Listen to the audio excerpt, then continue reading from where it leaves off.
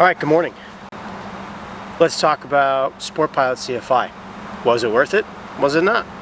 I just became a Light Sport CFI about 2 weeks ago as of the filming of this video. All right, first though, let's talk about my qualifications as a pilot.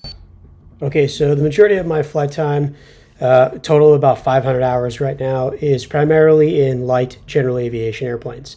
Majority of my time is in Cubs, specifically my particular Cub, and I've done a ton of cross-country and a ton of op-airport operations. In fact, at one point in time, flew my J3, actually twice, all the way across the United States to New Hampshire and back. And to my point about this, as you can see here in this video, I landed at an airport in the middle of Pennsylvania before crossing over some of the mountains there, and the fuel was supposed to be, according to the chart supplement, available there. Turns out it wasn't. Luckily, there was a guy on the field that I could siphon gas out of his 182 wing tanks, and then I was able to continue on with full tanks over the mountains and not have to worry about diverting for fuel. The point that I'm basically making about this is that I've done a ton more of actual flying and not just staying local in the pattern.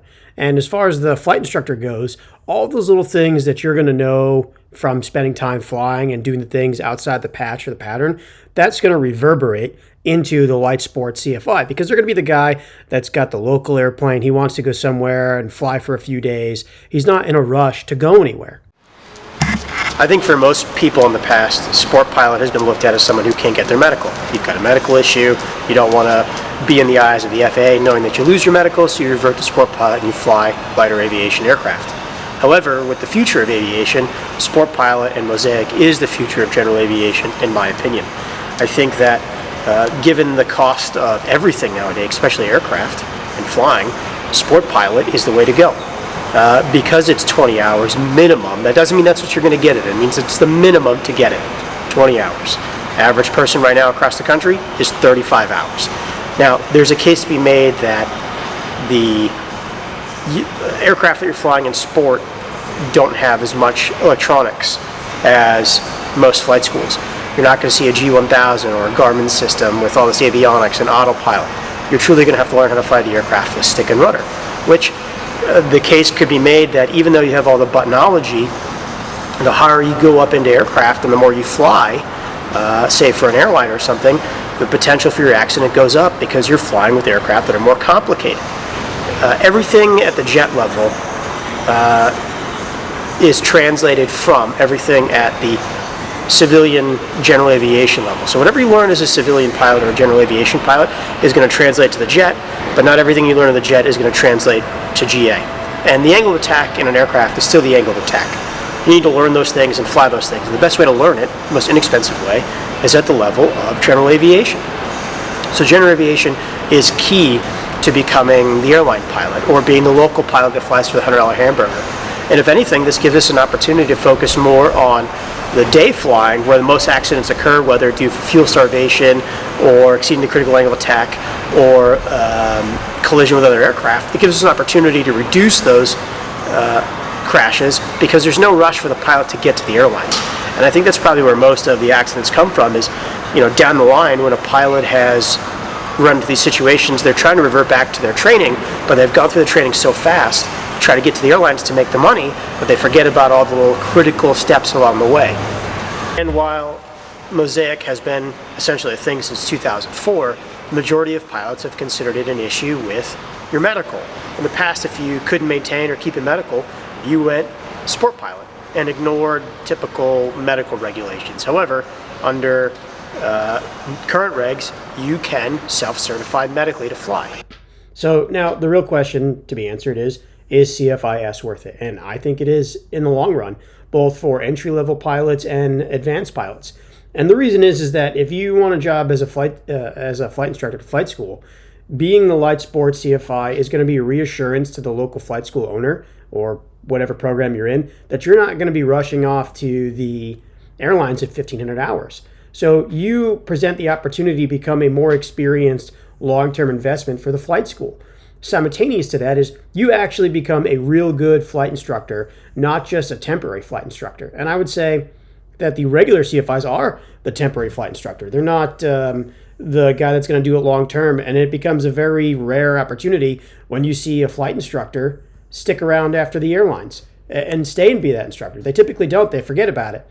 But when that instructor is a regular CFI and they're gunning for the airlines, they're really doing a disservice to the flight school and to the student primarily, because they're just forgetting about all the things that they learn along the way, just so they can get that 1,500 hours, get that conditional job offer, and leave. And so as a result of that, for me, I've been able to get gainful employment as a light sports CFI. Now, I have more hours already than probably the most average, CFI coming in fresh off the boat. They get their commercial 250 hours, and say 10 to 15 hours later, they're a CFI. That is not a good CFI at 250 hours with no dual given. They're barely even a pilot. They barely understand how to actually instruct in general. And obviously life experience plays a huge part in that. I'm not the average 18, 19-year-old kid that just became a flight instructor. I'm 35, about to turn 36. So it's a little bit different for me when it comes to the maturity aspect of being a flight instructor. And that plays a huge part in flight instructing, is your maturity level. Another big thing too is that the older flight instructors, or the guys that are going for light sport CFIs, they know going into this that all the maneuvers, ground reference maneuvers or flight maneuvers, are the same between private pilot and sport pilot. So there's really no change in the amount of or the type of instructing you're getting. They're still the same maneuvers, there's still the same amount of safety there, and it's beneficial for the local student who wants to get into flying and be a pilot for the foreseeable future with no gates or barriers in the way. Now, everyone's going to ask is, can a sport pilot give instruction the same as a private pilot? And yes, under 61109L, as in Lima, it says permitted credit for flight training received from a flight instructor with a sport pilot rating.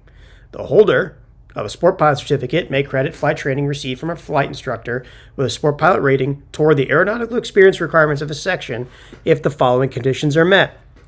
1. The flight training was accomplished in the same category and class of aircraft. 2. The flight instructor with a sport pilot rating was authorized to provide the flight training. And 3. The flight training included either training on areas of operations that are required for both the sport pilot certificate and a private pilot certificate. So, in other words, you can continue to do all the ground ref and all the flight maneuvers, and it still count towards your sport pilot or your private pilot. And the other thing that is really interesting to me that I plan on doing with my CFI is, as you can see here in this video, is teaching guys with lighter airplanes, champs, chiefs, cubs, kit foxes, etc., how to fly in the riverbed gravel bar scenario.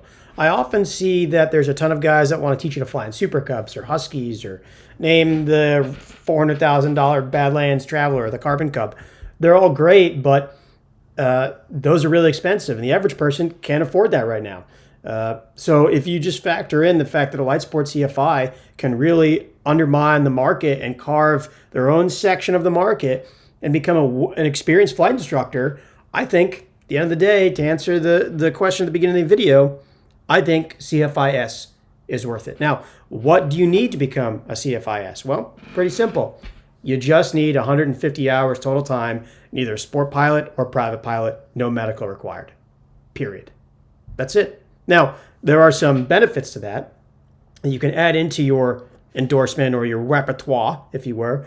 You can have high performance, you can have complex, you can have tailwheel, you can have seaplane, right? All of those things add into the sport pilot opportunity. And there are tons out there right now. And with CFI skipping ship, trying to go to the airlines, the sport pilot CFI is primed to be the local guy that stays at the flight school for a long time. So guys, hey, if you appreciate the video, or if you could just help the channel out, please like, subscribe, comment. In the future, I'll try to leave this portion of the video towards the end. I kind of get annoyed when everyone's asking about, hey, like, subscribe, comment, and then we don't actually get to the question and there's no backlog. So I'll just leave the subscribe portion at the end. And if you don't mind doing that for me, that would greatly appreciate it. If you don't want to subscribe, at the very least, please just like the video. That really helps the algorithm and helps boost it. And in the future, as more stuff comes up, I'll be able to make more videos and we'll post more. So thanks, guys. Take care and fly tailwheel.